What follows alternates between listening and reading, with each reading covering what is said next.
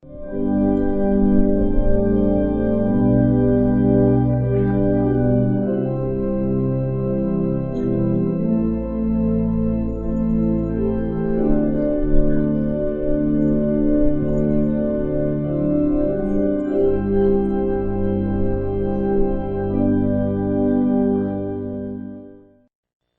ons sit so en dan bid ons saam. Vader, baie dankie vir u troue sorg oor ons en baie dankie dat u vir ons dra en seën met die keer van u seëninge. Ons dink aan die wonderlike woord wat vir ons sê, dag na dag dra u vir ons en dierbare Here, is dit so dat ons dit in ons lewens ervaar en beleef, dat u deur u woord en deur u gees vir ons lei in u volle waarheid.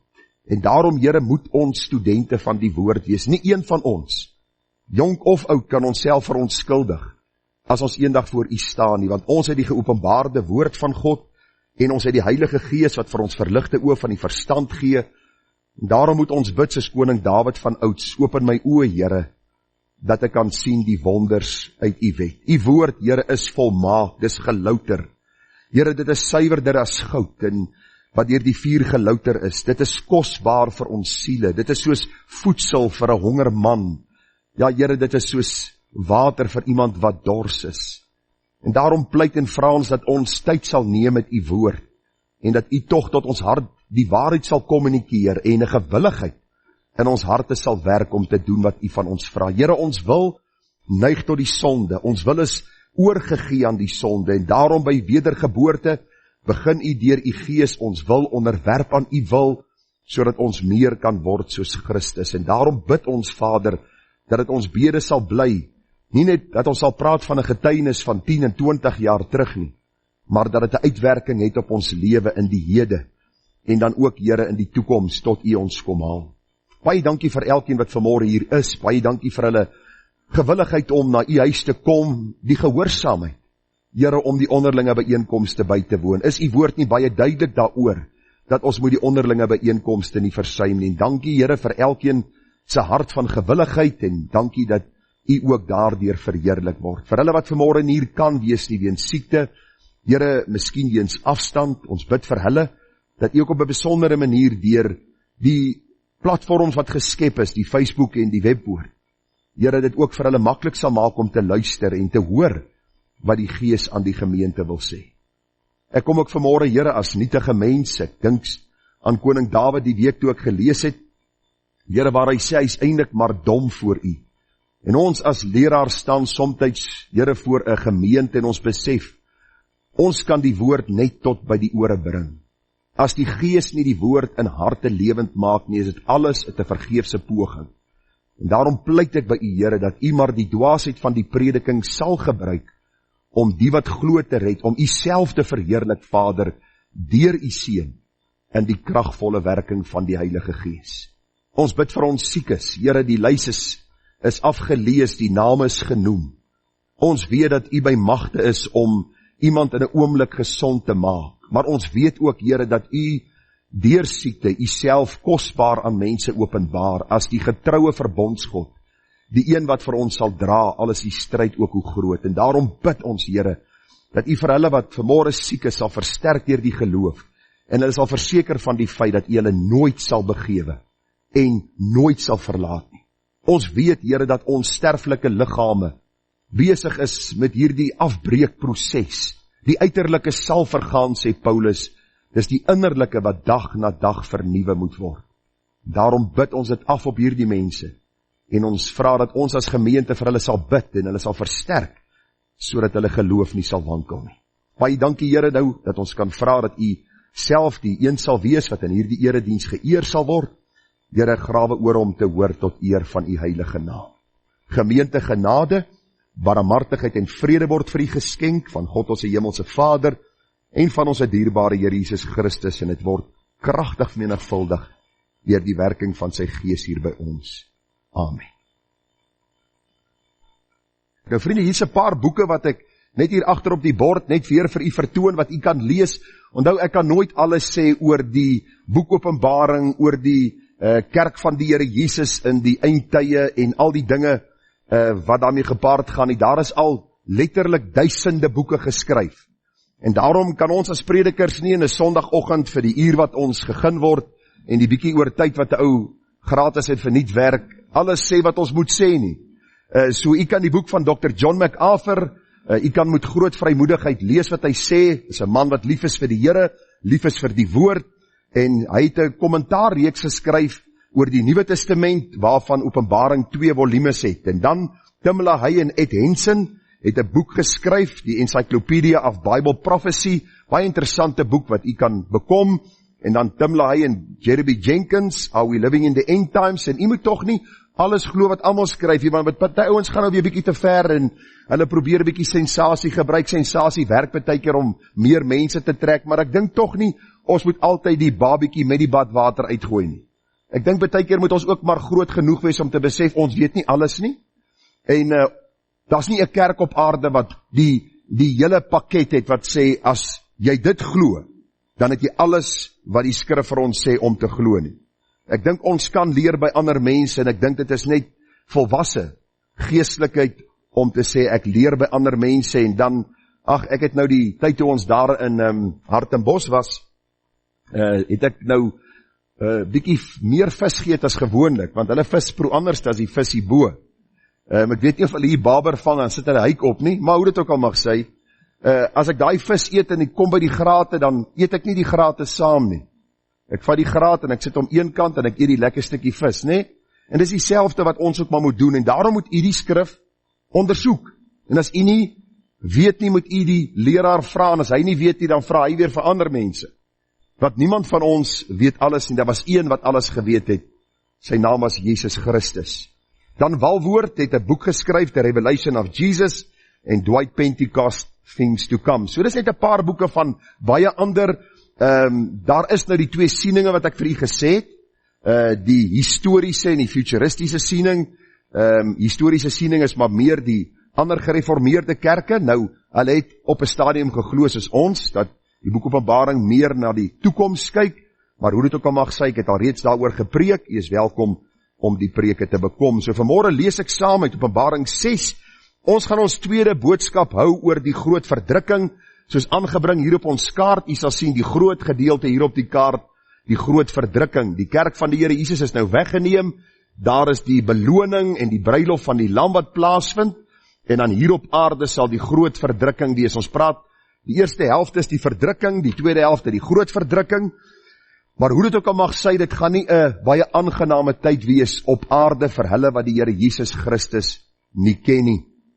En ek gaan vir u lees daar die paar versies uit Openbaring 6, en dan gaan ons by die tweede boodskap stil staan. En ek het gesien toe die lam een van die seels oopmaak, en ek het een van die 4 lewende wesens hoor sê, soos die geluid van 'n donderslag, kom kyk. En ek het gesien en kyk, daar was 'n wit perd, en hy wat daarop sit het 'n boog, en aan hom is 'n kroon gegee, en hy het uitgegaan as 'n oorwinnaar, en om te oorwin. Ek het vir u gesê, ons moet let op die woorde, aan hom is gegee. Want alle mag in die hemel en op aarde behoort aan God, en hy gee die mag aan wie hy wil. Gaan lees die Ou Testament, baie keer wek God 'n koning op om sy volk te tugtig, en later straf God daai koning om hy koning om vergryp het aan die mag wat God hom gegee het. Iemand het onthou, een ek is nie in beheer nie. Een ek is klei in die hand van die pottebakker. En hierdie God het alles in beheer. Hy sit nooit met sy hande in sy hare, met baie respek gesê nie. Hy het nie 'n raadgewers in die hemel met 'n ronde tafel waar hy heeltyd vra, wat moet ek volgende doen nie? Met sy alwysheid is hy besig om alles reg te skuif vir die einde waar hy sy seun gaan openbaar as die ewige koning van die konings. Net so 'n kort onderbreking, vers 3. En toe hy die tweede seël oopgemaak het, hoor ek die tweede lewende wese sê, kom kyk.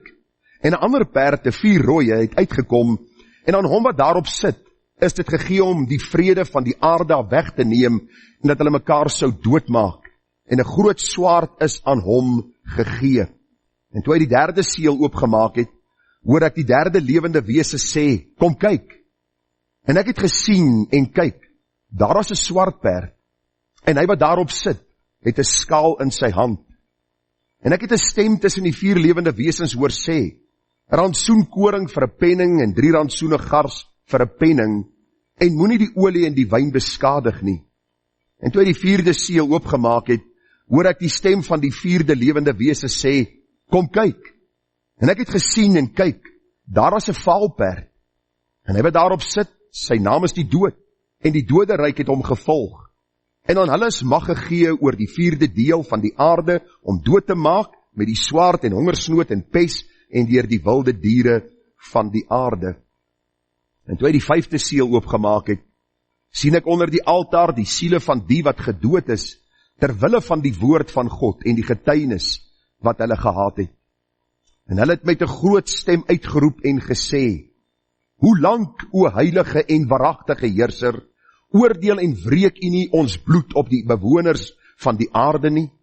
En aan elkeen van hulle is wit klere gegee, en aan hulle is gesê dat hulle nog 'n klein tydjie moes rus, totdat ook hulle medediensknegte en hulle broeders, wat nog gedood sou word soos hulle, voltallig sou wees. En ek het gesien toe hy die 6de seël oopgemaak het, en kyk, daar was 'n groot aardbewing, en die son het swart geword soos 'n harige sak, en die maan het geword soos bloed, en die sterre van die hemel het op die aarde geval, soos 'n vyeboom wat deur 'n groot wind geskit word, sy navye laat afval, en die hemel het weggewyk soos 'n boek wat toegerol word, en al die berge en eilande is uit hulle plekke versit. En die konings van die aarde, en die grootes en die rykes, en die owerstes oor 1000 en die magtiges, en al die slawe en al die vrymense het hulle weggesteek in die spilonke en in die rotse van die berge, en vir die berge en die rotse gesê, val op ons en verberg ons vir die aangesig van hom wat op die troon sit, en vir die toren van die lam, want die groot dag van sy toren het gekom, en wie kan bestaan? Kragtige gedeelte in God se woord, en ons kan nie vir u alles verklaar wat hier staan nie, want dit gaan 'n omvangryke gebeurtenis wees, waar ons God se toren gaan sien oor die wêreld en oor die sondaars, en daarom vanmôre nog die wonderlike genadetyd, waar ons hierdie boodskap met u kan deel, dat u ook sekerheid kan hê dat u aan die Here behoort. Die teks en oordenking vanmôre is die 1ste en die 5de vers, en ek het gesien toe die lam een van die seels oopmaak, en ek het een van die 4 lewende wesens hoor sê, soos die geluid van 'n donderslag, kom kyk. En toe hy die 3de seël oopgemaak het, hoor ek die 3de lewende wese sê, kom kyk, en ek het gesien en kyk, daar was 'n swart perd, en hy wat daarop sit, het 'n skaal in sy hand. Ons tema vanmôre dan is die groot verdrukking, deel 2. Nou vriende, ons is al 'n geruime tyd besig met die boek Openbaring, en ons het geweldig baie preke al met u hanteer. Ons moes 'n goeie platform gelê het, sodat u kon verstaan waar ons begin en waarheen ons op pad is, en hopelik waar ons een of ander tyd gaan eindig. Nou ons het gekom by die groot verdrukking, en verlede week het ons vir u gesê dat die boek Openbaring, net soos die Ou Testament, baie gebruik maak van simboliek. Ons moet die konteks in ag neem, sodat ons die simboliek kan verstaan. Ek het vir u gesê, ons moet versigtig wees om nie op hol te hardloop met elke vers en dinge van buite in te lees nie. Nou as jy teologie studeer, leer hulle jou om eksegese te doen. Dit beteken, vat die teks en verklaar die teks, sodat mense na die tyd kan hoor, wat sê die teks? En eisegese is as jy jou gedagte van buitekant afbring, en jy wil graag 'n teksvers kry om jou gedagte te ondersteun. Daarom so baie dwaalleringe, daarom so baie vreemde goed in die kerk van die Here Jesus, sodat Christene sit en hulle vir hulle self die vraag afvra, maar sê die Bybel dit nou of sê die Bybel dit nie? En ek wil vir u sê, as jy nie gereeld en gedurig dit wat jy glo ondersoek aan die hand van die skrif nie, dan gaan jy in die gevaar loop om op 'n dwaalweg te beland. Die Here sê vir ons duidelik, daar's 'n weg wat vir die mens reg lyk, maar die einde daarvan is weë van die dood. Nou verlede week het ek gesê, as ons Openbaring 6 so bietjie bestudeer in die konteks waarin dit staan, dan sien ons die 2 ruiters, wat vir ons genoem word, die een op die wit en die 4 rooi perd. Vir die getoon uit die skrif dat hierdie ruiters die antichrist impliseer, wat sal heers en regeer op aarde tydens die groot verdrukking. Nou ek het vir u gesê, die antichrist, ons weet nie wie hy is nie. Ons kan nie sê dis die paus nie, ons kan nie sê dis die Rooms-Katolieke kerk, of een of ander kerk of persoon koppel daaraan nie. Ek het vir u gesê, so paar jaar gelede het ek 'n predikant hoor preek wat gesê het, hy het genoeg inligting om vir ons te sê dat die Here gaan kom voor die jaar 2000, en hy was seker van sy feite. En 22 jaar het verbygegaan, en ek wonder hoeveel mense dink terug aan die preek en sê, jy's 'n leenaar. En ek wil vir u sê, ons moet hierdie goed uitwys. Ons kan nie van die kansel af uitsprake maak wat die woord nie maak nie. As die woord dit maak en mense neem aanstoot, let it be. Maar as ons uit die woord van die Here goed sê, wat die Bybel nie sê nie, dan sit ons met 'n geweldige groot probleem. Nou as ons kyk na hierdie gedeelte, sien ons dat die antichrist eers sal kom as 'n vredevors, en later sal hy as 'n diaboliese heerser basies mense voor die voet wegvee, en as diktator dan heers onder die toelatende wil van die Here. God altyd in beheer. U moet dit nooit vergeet nie. Wat ook al jou situasie vanmôre is, God is 100% in beheer daarvan. Hy het die mense gekies wat betrokke is by die probleem. Hy het die situasie so bepaal en beskik, en selfs deur jou sonde sal God verheerlik word, alhoewel jy getuig sal word en dan 'n mate van lyding sal ervaar.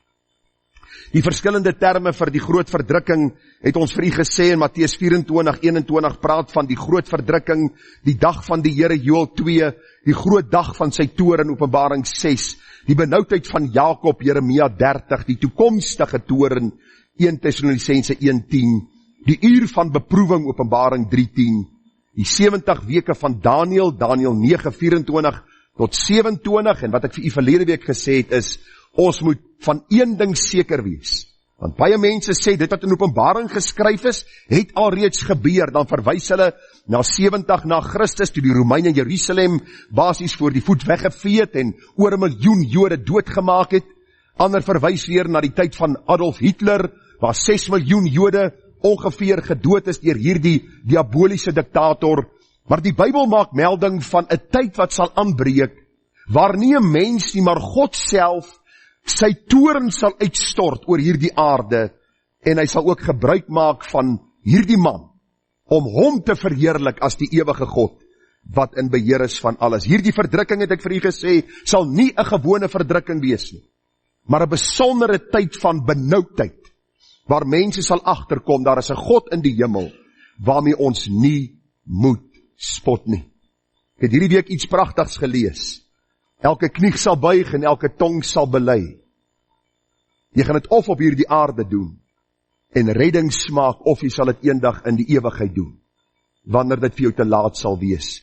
Maar elke knie sal buig, en elke tong sal bely. Vanoggend seels 3 tot 6, en kom ons kyk gou vanmôre na die 3de seël, waaraan gebreek word. U onthou nou wat gebeur het in Openbaring 5, Johannes sien hierdie boek, daar is niemand wat die seels kan oopmaak nie, hy is baie hartseer daaroor, en die lam van die Here, of die leeu van Juda dan, wat een en dieselfde persoon is, Jesus Christus, breek die seels, en hierdie dinge word aan Johannes geopenbaar, wat hy ook opgeteken het. Nou die swart perd, vriende, is die 3de een waarna ons gaan kyk, is die 3de seël wat gebreek word, die 5de vers. En toe hy die 3de seël oopgemaak het, hoor ek die 3de lewende wese sê, kom kyk, en ek het gesien en kyk, daar was 'n swart perd, en hy wat daarop sit, het 'n skaal in sy hand gehad. En ek het 'n stem tussen die 4 lewende wesens hoor sê, 'n rantsoenkoring vir 'n penning, en 3 rantsoene gars vir 'n penning, en moenie die olie en die wyn beskadig nie. So onmiddellik in die konteks sien ons, dat hier 'n weegskaal vir ons baie duidelik na vore kom, en die eerste hoorders, die mense wat hierdie brief die eerste keer gelees het, sou presies geweet het wat beteken die skaal, en dan die gedagte ook, die rantsoenkoring vir 'n penning, die geld wat hulle gebruik het daardie tyd, en die voedsel wat daar was vir daardie tyd, en daarom het hierdie mense presies geweet dat Johannes praat van 'n oordeel wat sou kom. En as ons kyk na hierdie gedeelte in konteks, is die swart maar 'n teken van hongersnood, en dan ook die skaal dui op voedsel rantsoenering. Nou vriende, baie belangrik om te sien, dat tydens die regering van die antichrist, sal hierdie wêreld onder beheer van hom wees, en ook die voedselvoorrade. En jy moet saam met my volg vanmôre, want ons dink dis iets wat It's too good to be true, het kan nie gebeur nie. Ek gaan vir u wys in die verlede het hierdie goed alreeds gebeur, maar daar gaan 'n gebeurtenis wees wat sal wees soos geen ander gebeurtenis in die verlede nie. Want u sien, dit gaan 'n einde bring aan hierdie bestel soos ons dit ken, waar die Here vir hom 'n ewige koninkryk sal kom vestig. Die mense sal in hierdie tyd, vriende, van die anti-kris amper weer ervaar wat die in kommunistiese Rusland ervaar was, waar die regering alles beheer het. Hier sal dit net erger wees. Jy sal fisies net werk vir jou daaglikse voedsel. Net weer vers 6, 'n rantsoen koring vir 'n penning en 3 rantsoene gars vir 'n penning en moenie die olie en die wyn beskadig nie. Nou 'n penning in die Bybelse tyd was die loon vir 'n dag se werk. Jy sal werk en dan met jou loon net weer voedsel koop om aan die lewe te bly. En die voedsel waarvan hier gepraat word is nie eens iets wat jou werklik versadig maak nie. Dit was van die goedkoopste en die dinge wat 'n mens eintlik nie regtig vir 'n lang tyd kan volhou of versadig maak of miskien 'n gesonde lewe kan gee nie. Dit sal goedkoop tipe voedsel wees wat jou hele dag se loon dan sal eis. Jy kan maar self die geskiedenis gaan navors as daar oorlog in 'n land was of is alle lewende of lewensmiddele kosbaar. Die een wat die voedsel beheer is die een wat dan ook in beheer is. Openbaring 6 tot 18 vriende sien ons dat die wêreld in 'n oorlog is en in anargie gehul is. Die lewensmiddele sal onder die beheer van die diktator, die anti-kris wees. Hy sal deur hierdie monopolie mense dwing om onder sy beheer te kom, om te buig en hom as heerser te erken. Nou voor u dink dis ver gesocht en ons is besig om goed uit ons duim te suig, dink net aan die afgelope 2 jaar met die COVID-virus. Nou ek hoor baie ouens sê COVID, nou ek het COVID gehad. Dis seker dieselfde as COVID. Maar die hele gedagte net, wat gebeur? Diktators dwing op ons sekere goed af, maskers wat ons moet dra, sekere plekke waar ons moet beweeg, en almal het ingeval presies soos vir hulle gesê is. En nou weet ons deur navorsing dat daardie masker eintlik net mooi niks beteken het nie. Want daardie virus, daardie COVID-virus was so klein, dat hy maklik, soos een man dit beskryf het, hy kan op sy rug gelê het, met flippers aan, en hy sal maklik deur daardie masker gekom het. Die hele gedagte net, ons sien hoe vinnig mense inval, wanneer daar van bo af sekere wetgewing dan daar gestel word, en so in die tyd van die anti-kris sal het net veel erger wees, want onthou, God sal dit dan ook toelaat. Ek wil gou vir u die statistieke gee oor die sterftes waar daar 'n gebrek aan voedsel is. In die 18de eeu, 'n 100 jaar tydperk, sterf 10 miljoen mense van die honger. In die 19de eeu sterf 25 miljoen mense van die honger. Net in 1970 sterf 10 miljoen mense van die honger in die wêreld. In 1975, 30 miljoen mense in 1 jaar van die honger.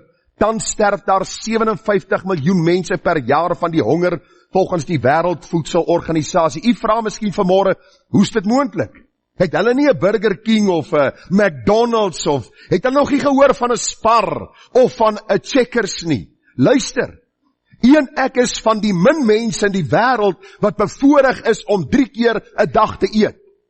En dan verskoon maar die Engels so 'n snackie tussenin. Ons is bevoorreg.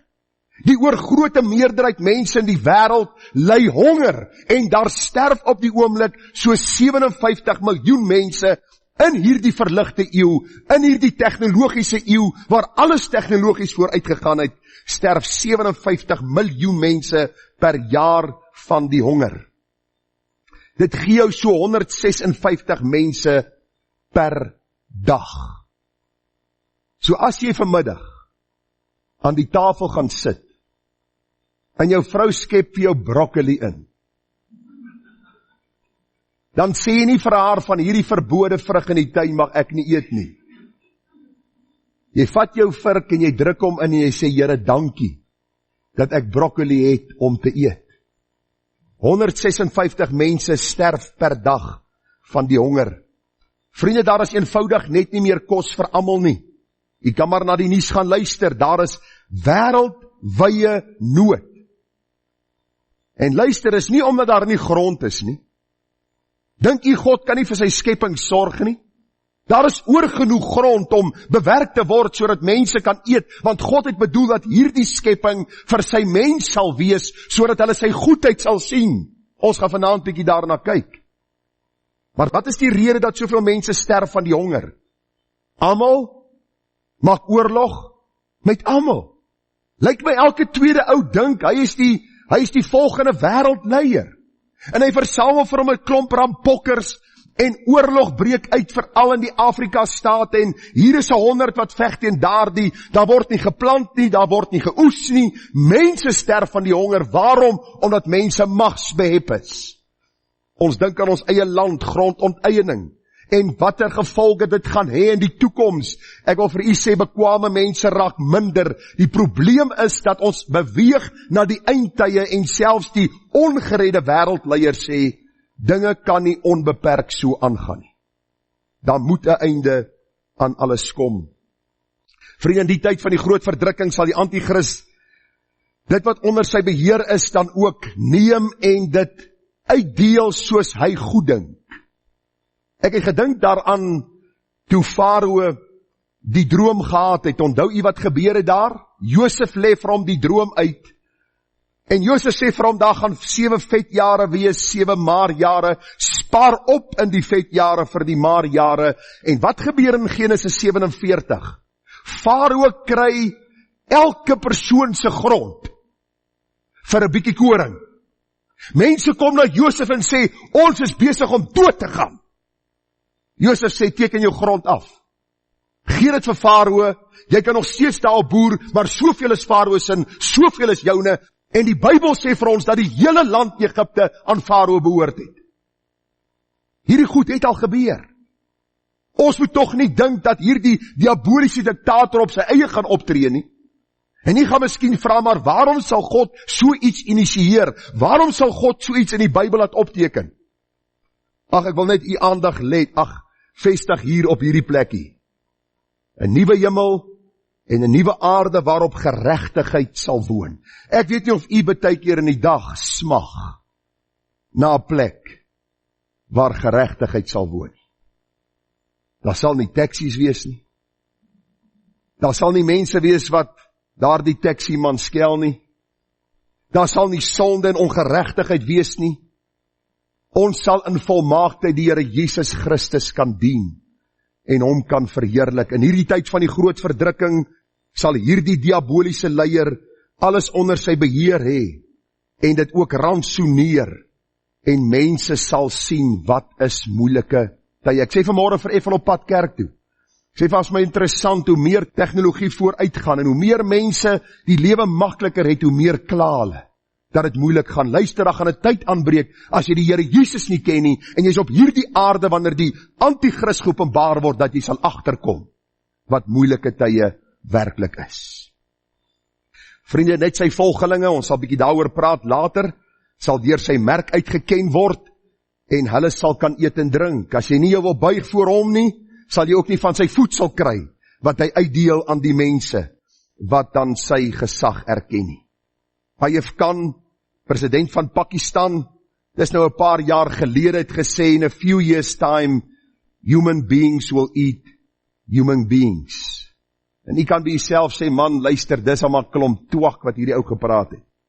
Gaan lees die Bybel in 2 Konings 6:28, sê die Bybel het gaan so swak in Samaria, dat die een vrou haar kind gekook het, en geëet het, en die volgende dag toe hulle die ander kind moes kook, toe weier hierdie vrou om haar kind dood te maak, en hulle gaan na die koning, en die koning skeer sy kleed, want hy dink by homself, hoe is dit moontlik, dat mense duiwe miseet, dat mense hulle kinders kook om te eet. Luister, ons lewe in tye waar, hoe verder ons van God wegbeweeg, hoe meer ons die boosheid van mense sal sien.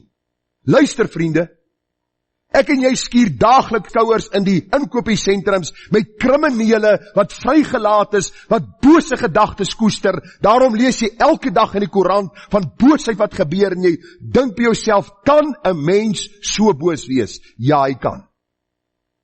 En ek wil vir u sê, as jy gaan kyk na wat aangaan, lees die koerante, dan is jy eintlik geskok om te dink, dat hierdie tyd gaan aanbreek, waar dit nog 100 maal erger gaan, as wat ons vandag van lees, en vandag sien. Die 4de seël, sien ons wat gebreek word, en dit openbaar die ruiter op die valperd. Die Bybel sê, en hy wat daarop sit, sy naam is die dood, en die doderyk het hom gevolg. Nou ook hierdie ruiter, vriende, verteenwoordig dieselfde persoon, namelijk die antichrist. Hier tree hy op as, of in 'n ander hoedanigheid, en die Bybel sê, hy sal soos sy vader die duiwel 'n mensemoordenaar wees. Ek het vir u in die verlede gesê, en u moet tog vanmôre daarop let. Die duiwel is nie uit om jou lewe vir jou gemaklik te maak nie. As ons kinders jonk is, dink hulle as hulle 'n selfoon het, en hulle kan so bietjie vryheid geniet, en later as hulle groot is, bietjie seksueel aktief raak, en hulle kan so bietjie rook en drink, en al hierdie goed doen, dan is hulle heroes. Hierdie man voor het ook so gedink, tot God my oog opgemaak het, dat ek gesien het hoe die duiwel besig was, om my soos 'n lemoen uit te suig, en as 'n lemoen klaar uitgesuig is, gee hom nie vir iemand anders te nie. Wie van u sal as ek klaar hy lemoen lekker gedruk het, en al die sap uit is, en ek sê vir jou, daar is jou stukkie. Jy sal vir my sê, luister, ek gee nou of jy prediker is of nie, daai lemoen wil ek nie hê nie. Dis presies wat die duiwel doen. Hy is 'n mensemoordenaar, hy begin by klein sondes, en hy wurg jou soos daardie luislang om sy prooi, hy druk al hoe stywer, totdat hy die lewe uit jou gedruk het. Die antichrist sal so wees. 'n Mensemoordenaar, hy sal homself skuldig maak aan die dood van miljoene, en hy sal hom verlustig daarin.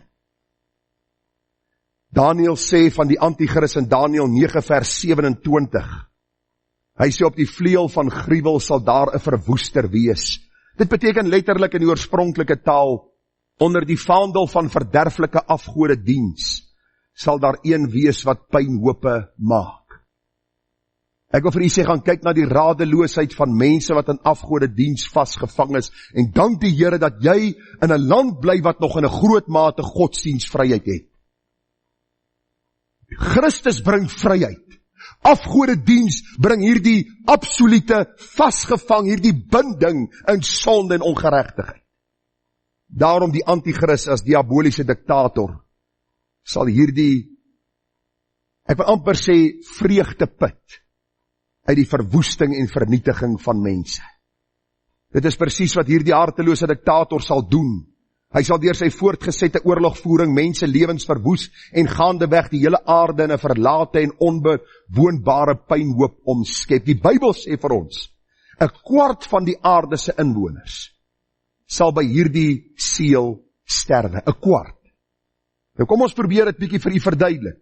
Die Bybel sê Openbaring 6 vers 8, en aan hulle is mag gegee oor die 4de deel van die aarde om dood te maak met die swaard en hongersnood en pes en deur die wilde diere van die aarde. Nou die huidige wêreldbevolking is byna 8 miljard mense. En dit beteken dat hierdie tiran vir die dood van omtrent 2 miljard mense sal sorg. Luister, ek wil hê jy moet vir 'n oomblik aan die implikasie daarvan dink. U onthou COVID was nou die dag gewees. Luister, plekke soos Afbop en hierdie begrafnisondernemers het met hulle hande in hulle hare gesit, hulle het nie geweet hoe om ontslae te raak van al die liggame nie. Hulle het nie yskaste gehad nie, hulle het nie genoeg mense gehad om grafte te grou nie. Hierdie week het ons die ding ontvang waar my broer se boedel in die Staatskoerant geadverteer word. Ek sê vir my vrou, 236 bladsye, moet tussen 40 en 50 mense op 'n bladsy. Maar doen self die som vir u. Dis hoeveel mense die afgelope paar weke gesterf het, die afgelope jaar gesterf het. Ek wil vir u sê, daar gaan 'n tyd aanbreek waar 2 miljard mense in 'n kort tyd sal sterwe. Ek vra vir u, dink aan die implikasie daarvan. Mense dink hierdie aarde is 'n tyd van speletjies. Eet, drink, trou, gee nie huwelik uit. Geniet wat jy kan, en dan gaan ons dood. Jy sal nie in die graf bly nie. Jy sal van jou lewe rekenskap gaan gee. Die week terwyl ek so deur daardie lys werk, en ek soek my broer se naam op daardie lys, toe dink ek by myself, hoe is dit moontlik? dat elkeen van hierdie mense, die wat al was en die wat nog kom, wat sal sterwe, hoe is dit moontlik dat van elkeen rekenskap geëis sal word? En terwyl ek oor hierdie gedagte dink, toe besef ek, luister Gerard, jy dink nou typies soos 'n mens. Daar is 'n alwyse God wat alles al klaar in beheer het. Daarom gaan die kerk nie oor my en oor jou nie. Ons is nie vanmôre hier om na hierdie predikant te luister omdat hy wonderlik is of omdat u wonderlik is nie. Ons is hier om te hoor wat die lewende God vir ons wil sê, sodat ons kan gaan doen wat hy van ons vra. Dis waaroor dit gaan. Omtrent 2 miljard mense sal sterwe.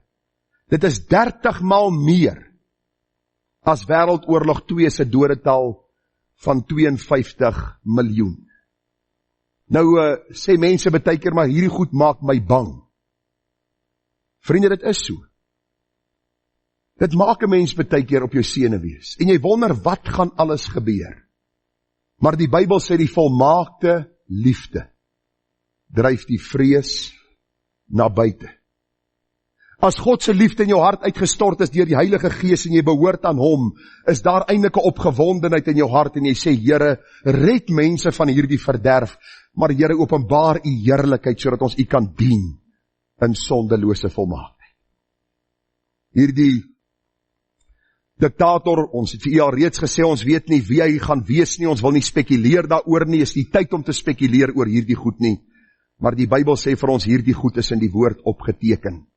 Hierdie man sal op die horison van hierdie sikkende wêreld verskyn. Hy sal aanvaar word deur die wêreld aanvanklik as 'n vredevors. Daarna sal hy diktator wees wat saai en maai onder nasies, deur die dood en so met mag regeer.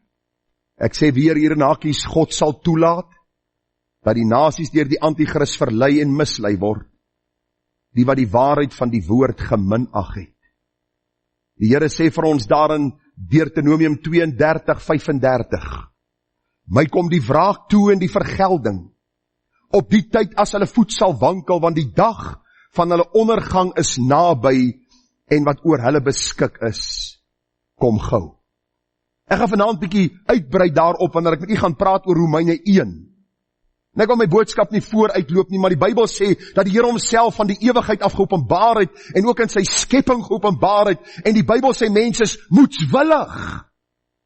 Luister, gaan praat met die deursnee, blanke man op straat, en selfs die swart man, en die Indiër man, en hulle sê jou iets kan vertel van Jesus. Maar buig hulle die knie voor hom, bely hulle met die tong dat hy Here is, deur hulle lewe, leef hulle vir hom, die antwoord is nee. Ek sê gisterand vir my kind, ons het so 'n klein stukkie van die rugby gekyk, en hy sê, joh pa, hier is baie mense. En ek sê vir hom, Kalfyn, ek wonder of daar 100 is, wat die Here Jesus Christus ken. En nou is ek nie sinies, of miskien negatief of pessimisties nie. Maar daar is baie wat sê, Here, Here, en hulle doen nie wat God sê. Daarom is dit belangrik dat ons sal sien, by die 5de seël, sien ons die siele wat gedood is. En hierdie was vir my nogal 'n aangrypende gedeelte in die voorbereiding. Vers 9 sê, en toe hy die 5de seël oopgemaak het, sien ek onder die altaar die siele van die wat gedood is, terwille van die woord van God en die getuienis wat hulle gehad het. Nou ons weet, daar's baie martelare in die verlede gewees. Daar was baie wat gesterf het, wat gekruisig was, wat gebrand was, wat in 'n leeukuil gegooi was, wat in arenas deur die gladiators doodgemaak is. Gaan lees die geskiedenis. Fox's Book of Martyrs sal vir jou baie leer oor hierdie geweldige tye.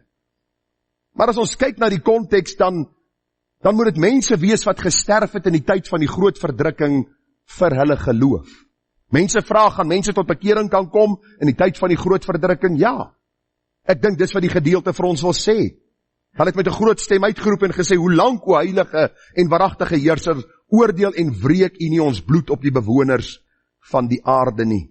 Ons het al reeds gepraat oor die wit klere wat vir hulle gegee is.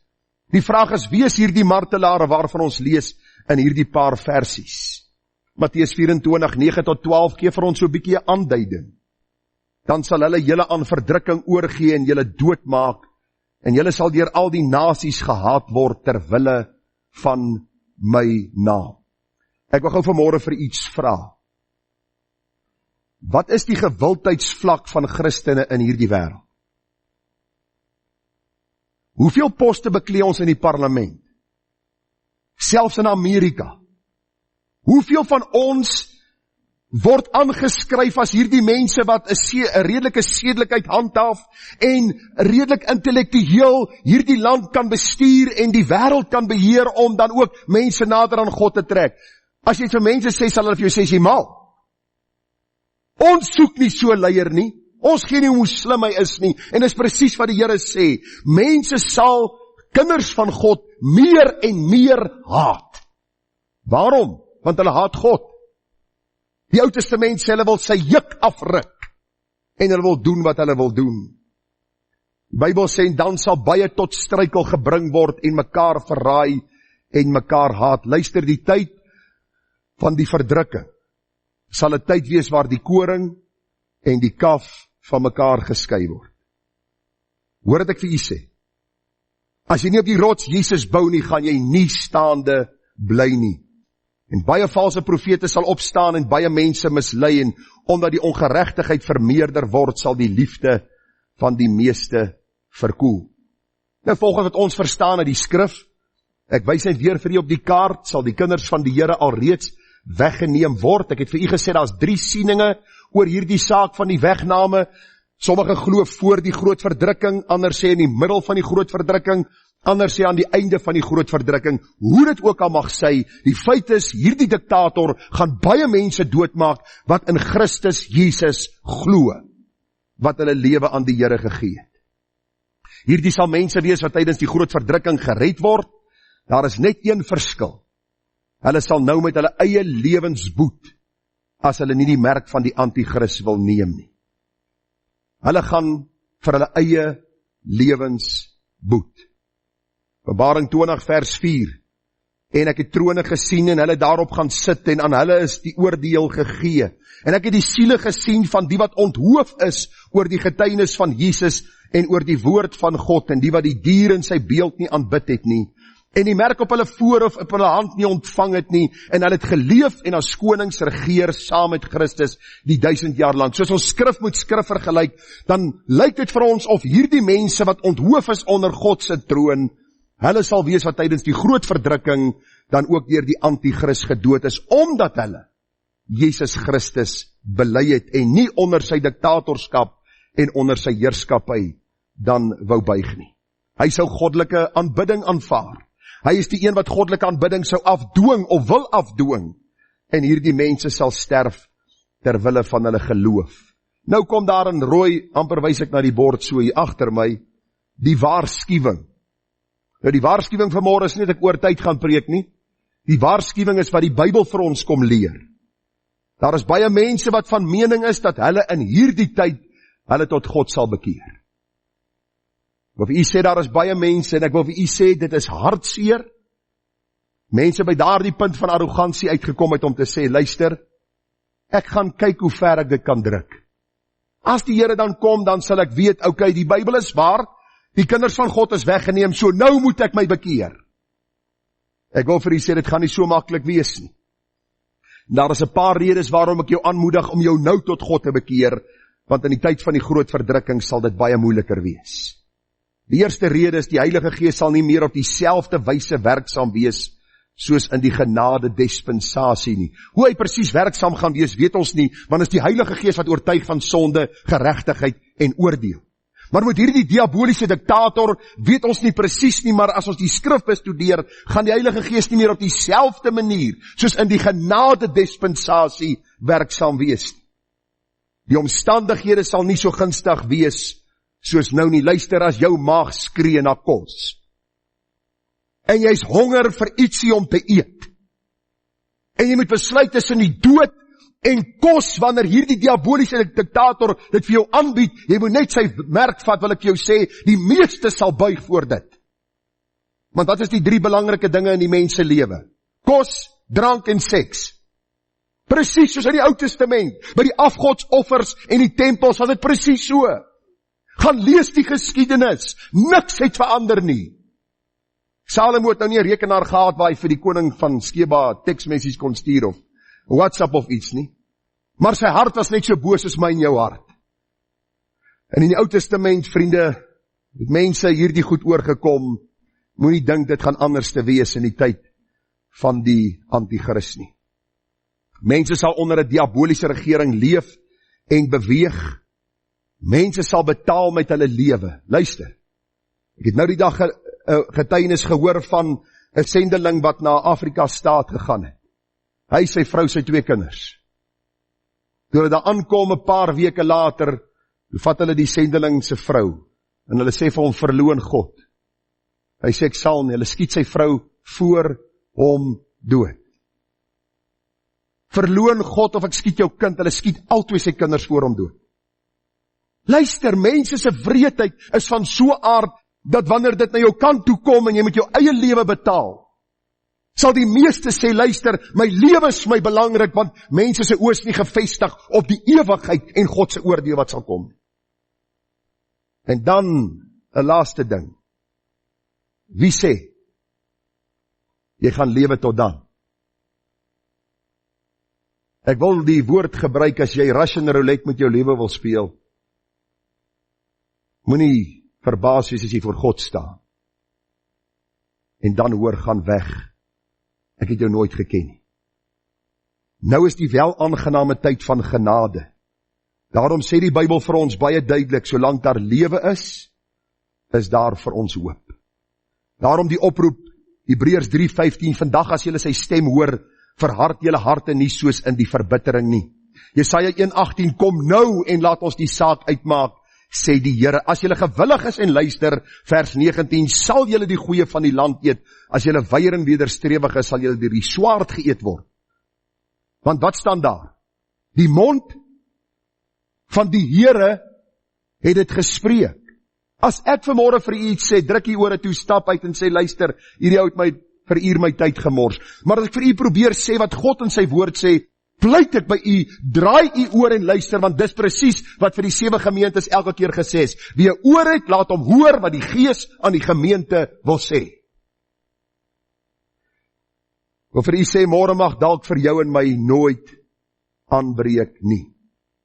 Ek noem dit net weer vir u, en dit was vir my so treffend hierdie week, toe ek en my vrou daaroor praat. Dis 'n maand gelede, toe my swaar aan die kar ongeluk oorlede is, op 53. Hy het 7 uur met my suster gepraat oor die telefoon. 8 uur toe bel hulle aan en sê, hy is dood. 'n uur later, ek en jy is nie gewaarborg vroudag nie, en ons is nie gewaarborg dat ons môre sal sien nie. Ek sluit af die 6de seël, die groot aardbewing. Die Bybel sê, die son het swart geword soos 'n harige sak, en die maan het geword soos bloed.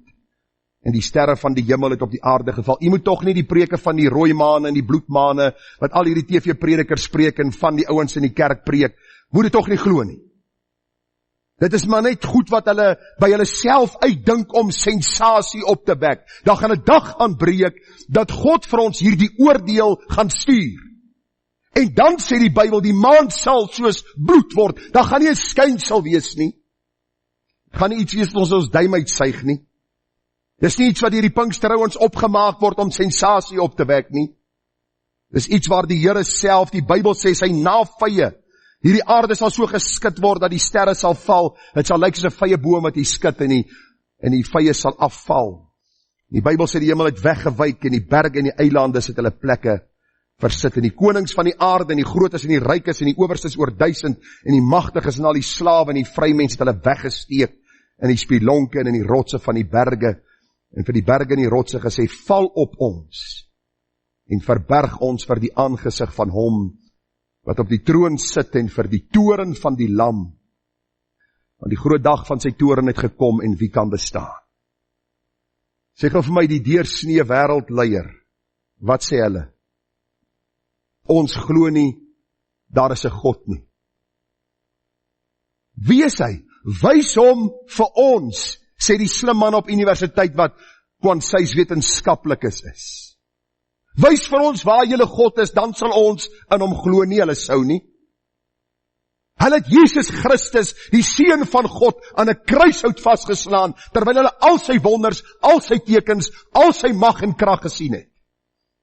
Ek sê gisteraan vir Calvin toe ons huis godsdiens hou, onthou u toe die Here Jesus in die tuin van Getsemane gevangene geneem is? Die soldate kom daar aan, hierdie hele groep soldate, en Jesus vra hulle, wie soek julle? En hulle sê, ons soek Jesus die Nasarener, en hy sê, dit is ek. En net op grond van daardie woorde, toe val hulle agteroor. Iets van sy heerlikheid en sy mag word geopenbaar, wat doen hulle? Hulle kruisig hom nog steeds. Waarom? Dit was God se plan, dat Jesus gekruisig sou word, om siele te red wat vanmôre hier sit. Wat vanmôre luister. Maar dan gaan 'n dag aanbreek, dat die konings van hierdie aarde, en die ryk manne met hulle mooi karre, en hulle groot paleise wat hulle in bly, dat hulle sal vergaan. Hierdie week, toe gaan speel ek golf, eindelik loop en soek, of weer probeer, jy kan die naam nou maar gee wat jy wil. En ek kom by die hek aan, en ek sê vir hierdie man, hier's vir jou 'n Bybeltjie. Hy sê vir my, I'm an atheist. Ek sê vir hom, who cares? Ek sê, daar gaan nog steeds 'n dag aanbreek, wat jy jou knie voor God sal buig. Ja, maar ek wil ook 'n Jaguar, was sy presiese woorde, ry, want al die ryk mense ry die mooi goed en bly in die mooi goed, en ek sê, en wat gebeur dan met hulle? Ek sê, hulle gaan doodgaan, en hulle gaan voor hierdie God staan. En hy het gesien, ek is redelik adamant, en hy sê, I'm just joking. Hy sê ek vir hom, read this Bible. Want dan gaan 'n dag aanbreek, dat die rykes van hierdie wêreld, en die armes, en die vooraanstaandes, in spilonke sal hardloop en sê, asseblief, neem ons net weg van die aangesig van hierdie God, met wie ons te doen het. Ons kan nou, wanneer dit goed is, en God se gunstige tye oor ons is, kan ons baie sê. En mense sê baie, glo my. Maar dan gaan 'n dag aanbreek, het hulle nie veel te sê gaan hê, behalwe berge val op ons, en hemels bedek ons. Wat gebeur alles hier? Groot aardbewing, son het swart geword, die maan soos bloed, sterre val van die hemel wyk weg soos 'n boekrol, eilande en berge word uit hulle plekke versit. Ek wil net vir julle sê, dit gaan 'n tyd van groot verdrukking wees. Ek dink nie ons moet met God speel. Sy genade en sy liefde is nou vir ons nog duidelik sigbaar. Maar die dag van sy toorn sal kom. Almal reageer dieselfde, konings, die grootes en die rykes, die owerstes oor 1000 en die magtiges, slawe en vry mense, almal vlug voor die toorn van God. Nou maak die mense stand in die samelewing nie meer saak nie. Nou is almal bevrees en hoor hulle onbeantwoorde gebed. Hulle gebed sal nie verhoor word nie. Hoor wat bid hulle. Hulle bid en hulle sê, hulle het hulle weggesteek in die spilonke en die rots en gesê, berge val op ons. En heuwels bedek ons voor die aangesig van hierdie God met wie ons te doen het. Die Bybel sê vir ons, val op ons en verberg ons vir die aangesig van hom wat op die troon sit, en vir die toorn van die lam, want die groot dag van sy toorn het gekom, en wie kan bestaan? Ek het vir julle dit al vertel en verdra my net nog een keer. Ek vir een oom eendag gesê daar by die golfbaan, toe het my sê, man, waar is jou God? Wys hom vir my, ek glo nie in hom. Jy sê, daar sal 'n dag aanbreek, dat jy sal glo. En jy sal bely, dat hy God is, maar het gaan te laat wees. Voor God is daar nie onderskeid tussen ryk en arm, slaaf en vryman, gewild, ongewild, mooi, lelik, wat ook al. Gaan vanmôre, as jy gered, of nie, ken jy die Here Jesus, of nie. Dis maar die begin van die smarte, vriende. Die Bybel sê die toorn van die lam het gekom. Die toorn van die lam, ons kan amper hierdie twee begrippe nie by mekaar uitbring nie, want het jy al 'n lammetjie gesien wat toornig is? Inteendeel. Ou Buks hulle daar op die plaas, hulle het sulke lammetjies en baie keer handslammetjies. Daai goed is soos kinders. Jy kan hom nie 'n slag nie. En 'n stukkie chop maak van hom nie, want hy is soos 'n kind. Hy is nie toornig nie. Nou sê die Bybel die toorn van die lam. Waarom? As die lam wat geslag is, aanhoudend verwerp word, sal 'n dag aanbreek dat hierdie lam sal oordeel. En wie die een wat hierdie oordeel tegemoet sal gaan. Mense sê God is liefde en ons sê ja. Dit wat jy vanmôre hoor is 'n boodskap van liefde. Jy dink by jouself, is jy laf. Jy het nog net van die begin af hier te kere gegaan en vir ons vertel van hierdie oordeel en hierdie toorn. Dis 'n tyd nou van liefde en welbehae, dat jy moet hoor wat God sê, dat jy jou kan bekeer voordat jy sy wraak tegemoet sal gaan. Mense sê God sal my nie straf vir my sonde nie, ons sê verseker nee. as God sy seun verbrysel het, dink jy en ek ons sal skotvry ander kant uitkom? Dink mooi. Ek sê weer wat ek sê. As God sy seun aan die kruis verbrysel het, soveel so, dat hy nie meer die vorm van 'n mens gehad het, of die gesig van 'n mens, hy was stikkend geslaan. Dink jy dat God jou en my sal oorsien? En sal sê, ag nee, kom ons vergeet dit. Ons weet ou Gerard, jy was 'n ou stout kindjie van Jesus. No problem. Sien dit oor. Ek wil vir jy sê, as jy so dink vanmôre, as jy dwaas, dan het jy nodig om na God te vlug, dat hy vir jou reiniging kan gee. As geredde, moet jy moeite doen vanmôre. Jy moet niks ontsien om siele by die Here uit te kry. Die oordeel is vasbesluit, die verlorene sal geoordeel word. Wat sal ons antwoord wees as ons ledig op die markplein gestaan het? Ek wil jou vra, elke geleentheid wat jy kry, verkondig die evangelie. Ag, jy weet my gunsteling plek in die dorp, Burger King, extra long chili cheese dog, daai smaak is net ongelooflik. Maar as daai man klaar my geld gevat het, dan kry hy 'n traktaatjie. En as hy klaar vir my hierdie heerlike voedsel gegee het, dan kry hy 'n traktaatjie. Hoekom? Want vanaand bid ek en my vrou, Here, daardie man by die kasregister en daai vrou wat die kos gegee het, ons bid, red hulle siele. Ons smeek u, ons ken hulle nie, maar u ken hulle kry u woord, oortuig hulle van sonde en red hulle uit genade. Dis ons taak. Dis ons uitsluitlike roeping, om die Here Jesus Christus aan sondaars te verkondig. Daarom is hy verbrysel ter wille van ons oortredinge, dat ons as gereddes vir ander kan sê, Jesus red. Slotgedagte vanmôre. Die Here sê in Lukas 21:36, waak dan en bid altyd deur, sodat julle waardig geag mag word, om al hierdie dinge wat kom te ontvlug, en voor die seun van die mens te staan. Die ontvlug is die woordjie om uit te haal of weg te neem. Die vraag is, sal jy saam God se kinders gaan, voor die groot verdrukking in aanvang neem, of voor hierdie man van sonde, die antichrist, openbaar sal word? As jy nie seker is nie, vlug na Jesus. Hy, wat die seun het die lewe. Spurgeon skryf gister in sy dagstukkie, luister, God kyk nie na jou nie. Hy kyk na sy seun en is jy in sy seun. Dis al.